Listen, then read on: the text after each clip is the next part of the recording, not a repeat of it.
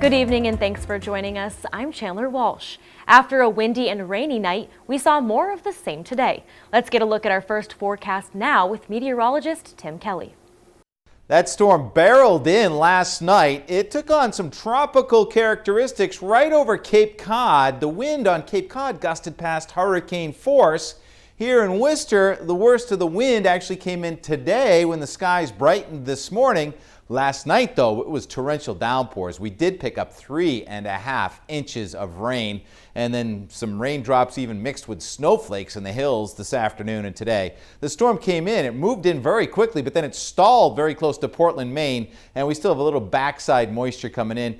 So I think most of the raindrops are just about done. It's still fairly breezy. Today, during the day, we had wind gusts of 50 miles per hour. Nothing like the damage, though, they saw across the coastal areas near Cape Ann, Cape Cod, south of Boston. Thousands and thousands without electricity. Still power coming back on. Sporadic power outages around here. 45 tonight. The moon will be bright by midnight. It's going to still be breezy tomorrow morning, and there's a wind chill factor in the 30s in the morning, but there's plenty of sunshine. We should pass 50 degrees by lunchtime tomorrow. It's still going to be breezy. The wind will be gusting 20 to 30. Wind goes away. Saturday and Sunday look great. We may have some action in the tropics. Much more to talk about in a few minutes.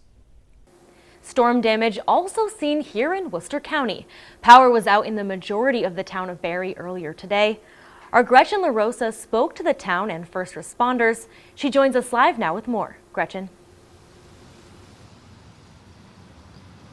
Chandler, the storm wiped out power to more than half the town, causing school closures. And officials say they won't know until early tomorrow morning if school will be canceled again.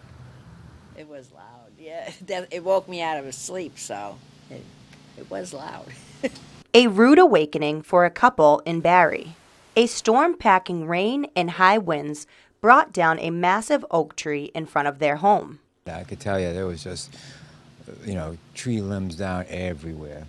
Downed power lines also caused problems. At one point, more than 60% of people in Barre were in the dark. So I think it's going to be a while. We have no cable, no phone, no TV, no power. The damage is so extensive, the town of Barre set up a command center.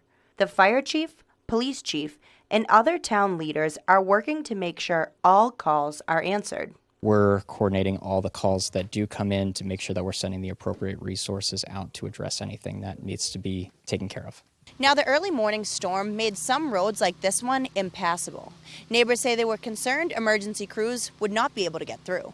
Because of the state of the town not having power, that we're going to require some outside resources in order to address the situation. Barre Police and Fire Departments share a dispatch center with 5 other nearby towns. Chief Robert Rogowski says dispatchers have been flooded with calls for help. I urge everybody to be patient. I understand that's not so fun to do when there is no electricity, but it is being worked on. As for the gallows, they say they're just happy no one was hurt. We're all right. That's all that matters.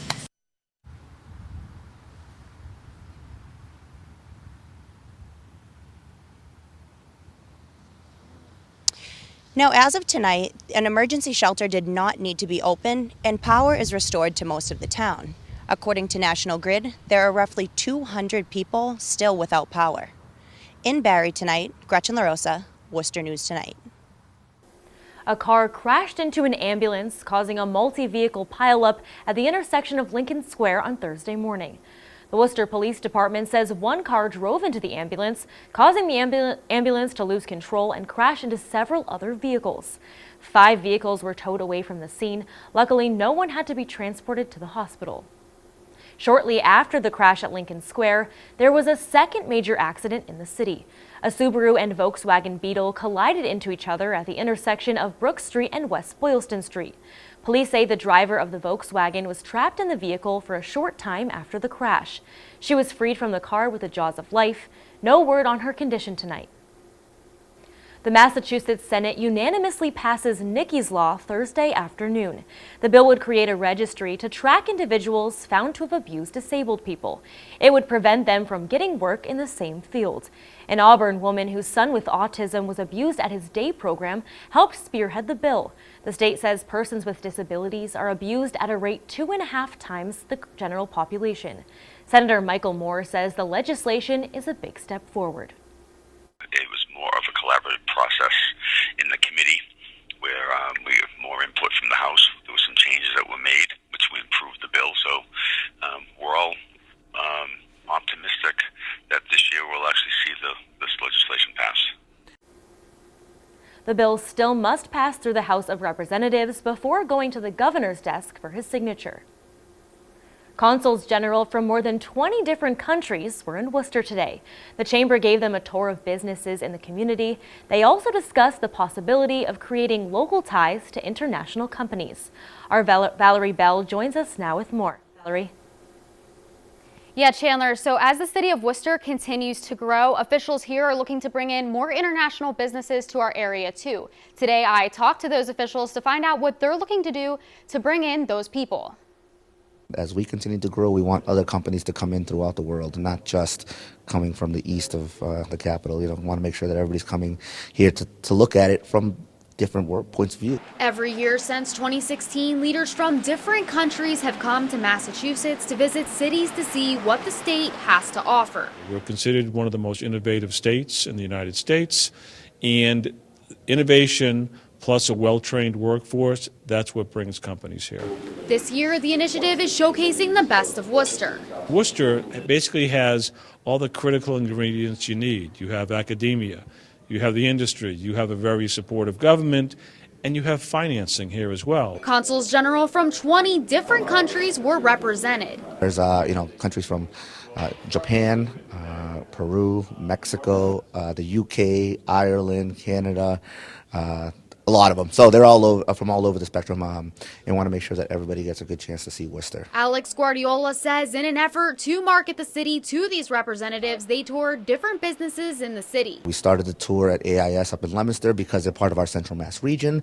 Then we went to WPI and MBI to showcase that kind of bio initiative and that kind of technical world that we have. Along with stops at the DCU Center and UMass Medical, followed by the Worcester Ice Center and the site of Polar Park. The tour highlighted Worcester's central location. It also has access to Boston. You can get on the Mass Pike, or you can get on the train, and you're in downtown Boston. North Shore and Cape Cod were selected to highlight in previous years. Reporting live in the studio, Valerie Bell, Worcester News Tonight. The Worcester Public Library takes a step forward in their more than $12 million renovation project. The city awarded an over $8 million construction contract to D.A. Sullivan & Sons Incorporated. Planned improvements include a new front entrance facing the common, expansion of multiple rooms, and a state-of-the-art children's area. The library says these renovations will help make the building a more modern space. The last time the library was renovated was over 18 years ago. Since then, a lot has changed in terms of how our community uses the library. This renovation is crucial to us being able to keep up with the times. It's really going to be a fun and dynamic place for them to come and be with their friends and learn new things. The library says construction is expected to take a year. It will start this fall. Charlton Police and Fire are making upgrades to their fleet. Town meeting voters passed articles for a new fire engine and 3 new police cruisers. About $600,000 of borrowed money will fund the fire engine, and less than $200,000 of free money will pay for the cruisers. The town had planned to build a new public safety complex because the current buildings don't meet the department needs. But the project failed special election in August. E-cigarette producer JUUL announced today it's suspending the sale of all non-tobacco and menthol-based flavors in the U.S. The flavors mango, cream, fruit, and cucumber could be purchased on the company's website until today. JUUL says mint, menthol, and tobacco will continue to be sold online and in stores, but are reviewing whether to suspend sales of mint and menthol flavors as well. Last month, President Trump announced the FDA would ban all flavored e-cigarettes, except for those which taste like tobacco. A moose wandering through a Worcester neighborhood made quite the scene this morning. Authorities say it's not unusual for them to be in the area this time of year, but neighbors were surprised. Our Erin Keating has the story. Neighbors witnessed the moments when a moose is captured in Worcester. Authorities caught up to the animal in the backyard of a vacant home on Pleasant Street Thursday. 1, 2, 3. Carolyn Oliver says it was a typical morning until she looked out the window. I dropped my son off at school and there was nothing going on, and then a little while later I looked out my window and there were suddenly trucks from animal control everywhere. The Massachusetts Environmental Police tranquilized the 600-pound adult female.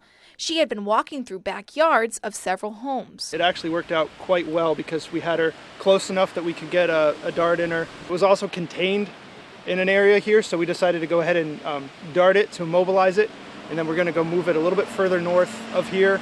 Biologist David Stainbrook says it's typical for wildlife to move through the area this time of year, but since the moose was in a fenced-in yard, they chose to move her to a more open area. You know, typically what we would do is try to get the moose back in the direction away from, you know, the urban area and further into the bigger woods.